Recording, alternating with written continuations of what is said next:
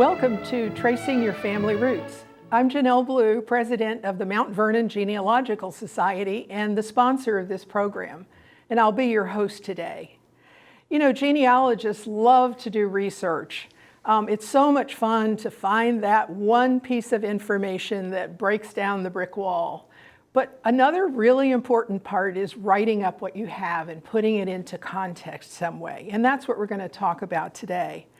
And we welcome our guest, Paul Phelps, who is a retired professional writer and also heads our special interest group for writing.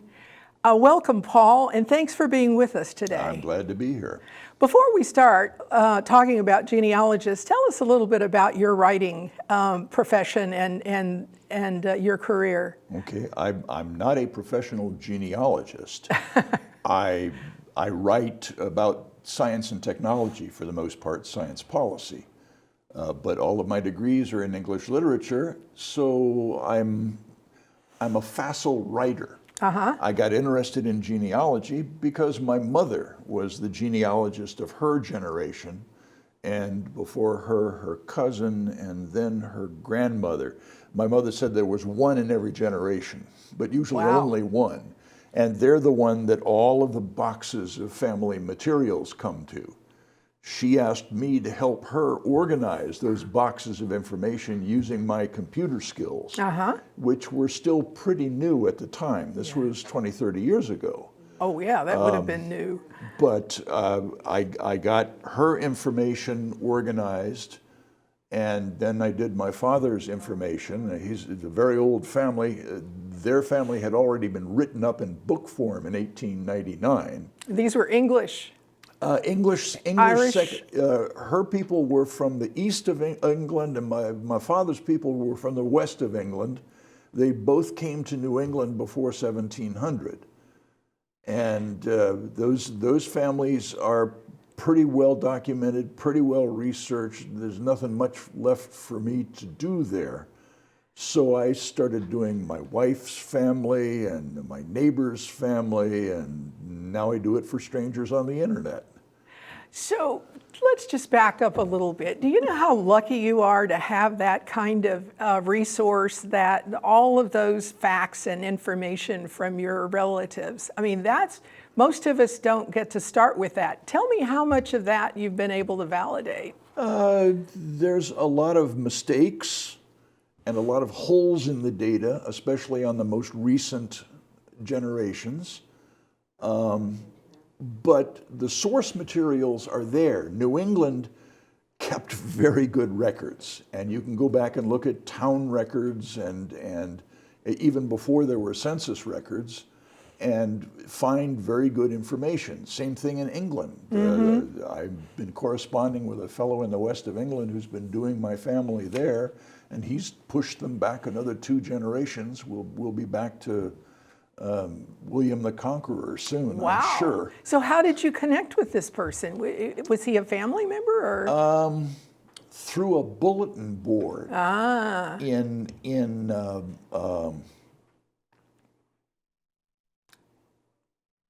Somerset, County Somerset.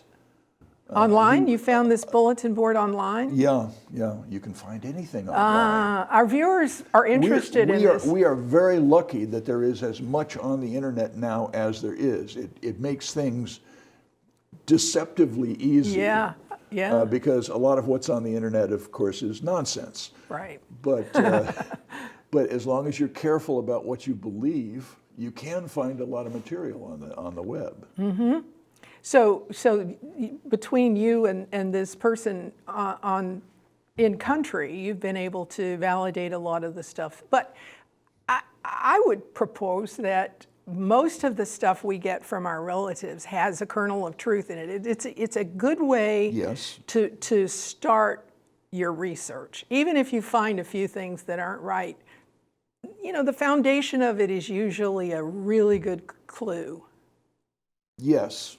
But family tradition usually leaves out the bad stuff. And sometimes that's the most interesting. The great-grandfather who had a still and a slave who ran the still for him, and in his will, he leaves the still to his son-in-law because he didn't trust any of his own sons to make whiskey. Oh my gosh. And he left the slave to the son-in-law as well. So how did you find out? I mean, Well, it turned out in the end, this was in the records in Montgomery County, Virginia, but it turned out that wasn't my ancestor. My ancestor was a different George Taylor. And with a name like George Taylor, it's hard to make them hard to keep them straight when they're living in the same place at the same time. And those are such common names. Yes. So we're here to talk about writing. So how did you get, I assume you started writing for your own family and wrote? Not immediately. Eventually there were demands that if I was going to ask all of these questions, I had to give them something in return. So I would write up a little story. One of the first ones I discovered using old newspapers and historical material from Nebraska was the Great Tornado of 1876, which killed my great-great-grandfather. Oh, really? And sucked all of his children out of their dugout house. And the final image was his body found hanging limp in the roots of an uprooted cottonwood tree 3 miles away. And you found this in the newspaper? This was in the newspapers. And it was microfilm? Now, that's a great story about my family. It is. It's not the sort of thing that would have come down in the family history, along with the fact that one of the daughters was hit in the head and was never the same after.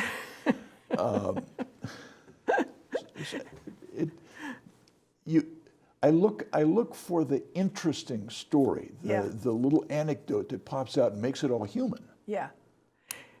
So you take that one piece and then you sort of put the whole story around that, and you tell who these people are and the background, or how do you? It's the flesh on the skeleton. The skeleton is he was born, he got married, he had some kids, and then he died.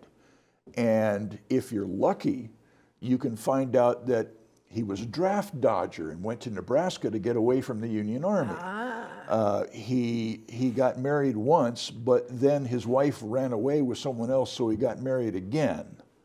Or he got married and had 12 children, and his wife died, so he got married and had 12 more children. Wow. These are the stories that put flesh on the skeleton and make it much more interesting. You can only stare at bones for so long. You have a very interesting family. Well, if you look at enough generations of them, there are going to be some things that pop out. And if you're lucky, they do things like that, rather than just be good stoic citizens. If I'm lucky, the story is true. I try to make sure it's true as often as not. But you know, I am not a professional genealogist, so I'm not as fastidious as I might be about documenting my stories. You know, we've talked a little bit about the fact that different genealogical publications have different ideas about how they want those stories told, and the requirements for citations and so forth. Right. And so a lot of it depends on who your audience is as to how you write something. Everything depends on who the reader is going to be. Yeah. If you're writing for other professional genealogists, you write to one standard of proof and documentation. If you're writing for your grandchildren, you try to make sure you tell a good story. Yeah, yeah. And you know, Chuck Mason and I have often had many of these shows where we talk about the genealogical proof standard, which is pretty rigorous. Yes. And a little off-putting if you're just trying to tell a story. And so I think it's important for our viewers to know that you don't necessarily have to have the academic approach to be able to write a story. If that's not who you're writing for, you don't have to write that way. You should keep those standards in mind because they keep you on the straight and narrow in terms of, you know, you want to research the facts and have the dates and places straight. And if you can find other things that fit in there, by all means include them, but don't make things up. Right. Right. So if there's just some sort of anecdotal information, though, wouldn't you want to make sure that that's clear in the story, that this was told to a person, or Absolutely. it's possible that, or those Grandma kinds of always qualifiers? said. Yeah, Right. that Now, kind of stuff. Chuck Mason has a grandmother who was a notorious liar. Yes, we've heard about her. And, okay, this is a story that she told, but by the way, she was a notorious liar. Yeah. You can say that in your piece. Maybe not quite that way, but Why not? Makes her more interesting. well, I think that's important for our viewers to know that, just get started, just begin to write, but make sure that if you are telling a story that you don't have well documented, that the reader understands that this is a family history that's been handed down and hasn't been documented, or that perhaps this is the way. Or you include some of the history around your family. How did they get to Nebraska? Were a lot of other people going to Nebraska at the same time? Who did they get their land from? The same ancestor who died in the tornado had tried to settle in Wisconsin first, but Wisconsin had a different system. They didn't have land grants. You bought a piece of land from the bank, and the bank took a mortgage. And if you didn't make your mortgage payments, they would come back and foreclose on your farm. And he got chased from one county to another county before he finally left for Nebraska. One story came down about him where the sheriff's bailiffs were knocking on the front door, and the teenage daughter went to answer the door and said, "Oh no, Daddy's not here." Well, Daddy was going out the back window to get away from the debt collectors. So if you don't have a whole lot of information, you just know a few things, then you can look at the history. He was one of many people in Wisconsin who were buying land from speculators and getting mortgages from the speculator's brother who ran the bank. Right. And then losing it again and having to get another farm with another mortgage. So you can tell that story about what was going on during that period. This is what was happening to people in that area at that time. Yeah. If there was a pandemic of influenza that came through in 1839 and it affected a third of the people in Charleston, South Carolina, well, if your people were in Charleston, South Carolina, they probably had some contact with that flu, if only to hide from it. Yes, yes. And that reminds me that the Mount Vernon Genealogical Society is doing a project now on writing our story about living through the pandemic for today, and also looking back to the 1918 pandemic. Right. If we have ancestors who might have lived through that, and that's going to be where writing is going to be more context. If we have ancestors who lived through that, they are very old indeed, because that's now over 100 years ago. Yes, it is. And but their stories. If they're still alive, by all means, go and interview them while you still can. But if not, perhaps there's something in family diaries, or there are letters between members of the family who were living in different cities and having to deal with it, or there are newspaper articles about what the pandemic was like in that town. Right. And how the Red Cross and the Army had to set up field hospitals at the fairgrounds. These are things that humanize. They're the context for the bare family story. Again, the flesh on the skeleton. And that's what we're trying to do, is to get people to look into that. And now, for instance, I have the situation where I know that my mother, who was born in 1918, 2 months before she was born, her two older sisters died, and they died within a month of each other. So, that must be part of the pandemic, right? Well, I told that story at my mother's memorial service, that these two sisters had died from the pandemic, and my mother's sister, who was slightly younger than my mother, was in the audience. And afterwards she said, You know, none of their symptoms match Oh my. the Spanish flu. I don't. Had you not checked death records? Well, I couldn't find any death records. They lived in the country. And this you was know, this was still in Texas? This was outside of Okay. Houston, but it was a small community.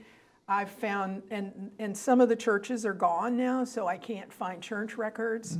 I know these women existed because there's a big picture of them that my grandmother always had, and of course, they told the story often. This was a family story, right? Right.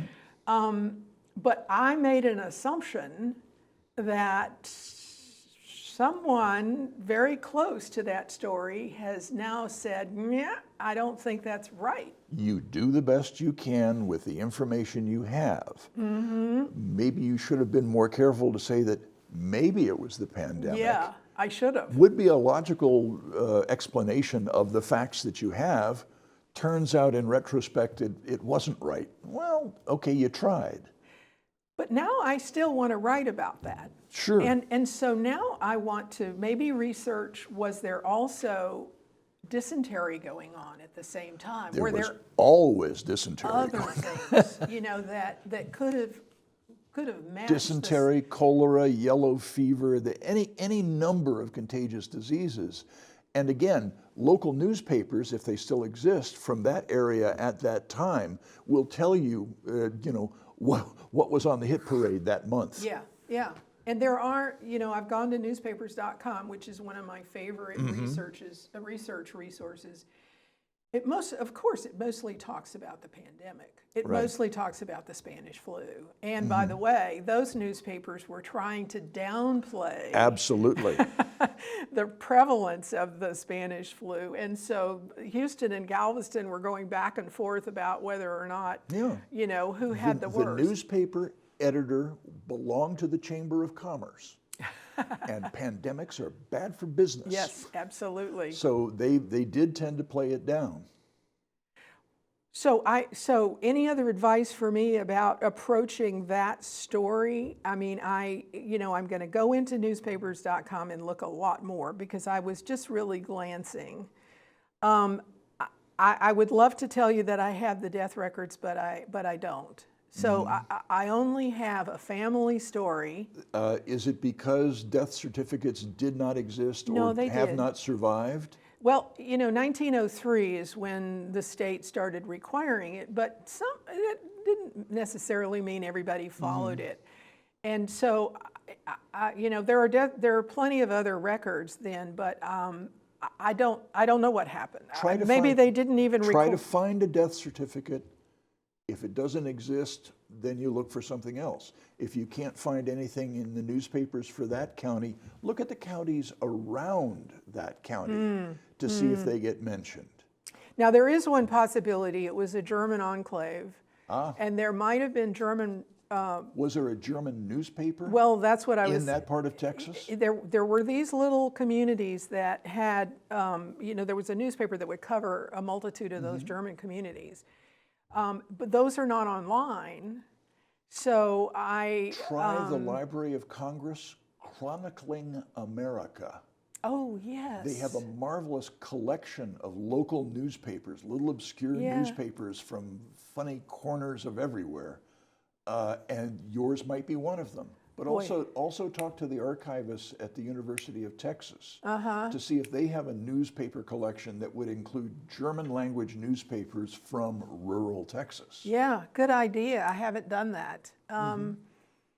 Well, there's also, there's the Clayton Library in Houston too is a big genealogical library. So you've just given me some ideas on doing that. Of course. Is there a German Genealogy Society of Texas? Texas is big enough that it'll support a society. Yes, like that. there's several German Texas societies, and that may be it. I used to, years ago, I belonged to it, but that's a good idea. Ask what they have, but also ask for their advice. Yeah.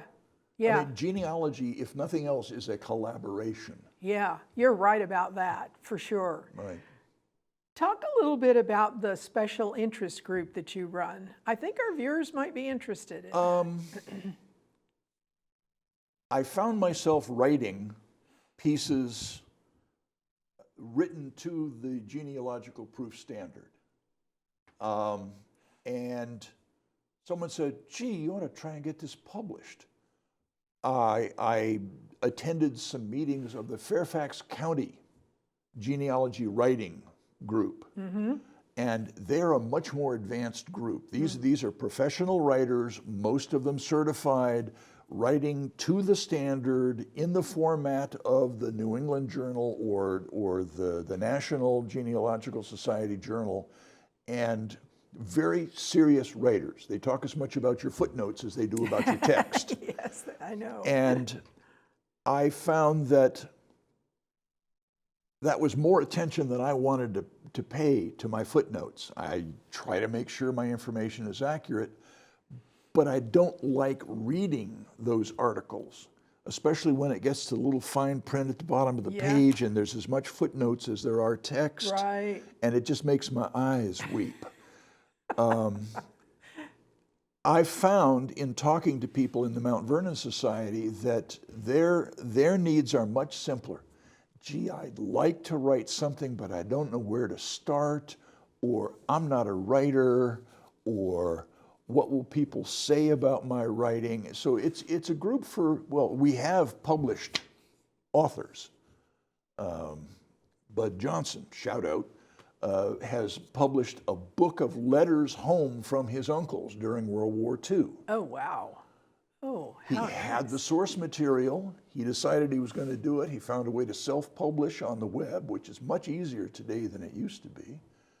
But we have other people who, they just want to write down some old family stories for their grandchildren. I keep talking about the grandchildren. That's who needs to hear these stories before they disappear. Right. And so this is a group of people who are beginners or rookies, and we sit around a table. I'll have one person send me a piece, a couple of pages, 5 pages, and I'll send it to the group by email. And when we get together in the library, we'll sit around a table and each person takes a turn saying what they liked about this story, what they didn't like, what they thought was missing, what they really liked and would have liked to hear more about, questions they might have about the historical context. Well, what was life like in that town at that time? What did they do in the winter? Yeah. Because these are all things that flesh out, give context, give human interest to the bare bones of a genealogical recitation. So this is sort of inspires them then to maybe take that next step to try to fill in the blank. Not just inspires them, but helps them know what direction to step in, and what new information to go look for, and the confidence to say that, well, I wrote that story about that uncle. Now let me write another story about another uncle. And once you've written about all of the uncles, you've got a generation. Plus, you've begun to have some experience in writing it and getting the feedback, and each one of those probably gets better. Right. And that may be the best way to get yourself started. Pick a little story that's come down. And how much time do we have? We're good. We have 3 We're good. minutes? We're fine. Yeah. Okay, sorry. You pick one story, like the story about the uncle who died in the tornado, and start with that, and then write other stories about his earlier life, or how he came to be in the Nebraska frontier in the 1870s. That was because the family farm back in Vermont had been subdivided and subdivided and subdivided among so many generations of so many sons that there wasn't enough farm to grow a garden on anymore. He had to leave. And this is the fate of the second son in American history, just like it is in European history. The first son gets the land. The second son has to find his goes own west. way. Yeah. You know, I think it's Tom Jones who said that most all genealogy has been fully researched at one time or another, but it was never written down. And so you keep doing it over and over and over. And Research to the extent that people know who their parents were, most of us do, and most people know who their grandparents are, but beyond that, it's just a blur. yeah. So writing, Now, it isn't that the information isn't there, it's just that it has not come down to them in one place. but the longer you wait to write it, the less likely that it's going to be handed down because people aren't going to know.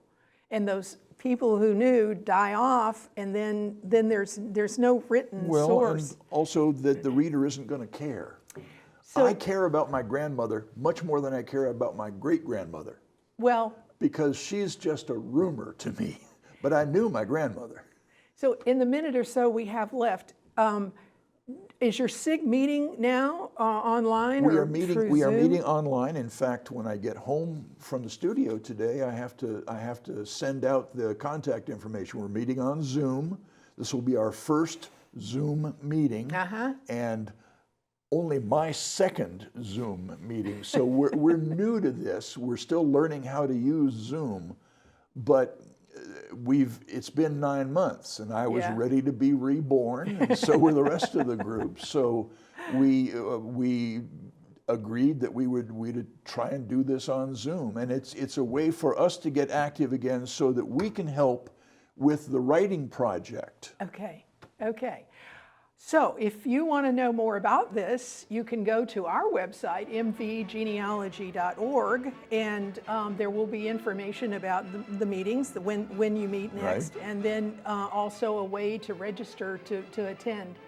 Paul, thank you so much. This has been so interesting. Absolutely, We really I'm glad to have been appreciate here. appreciate you being here.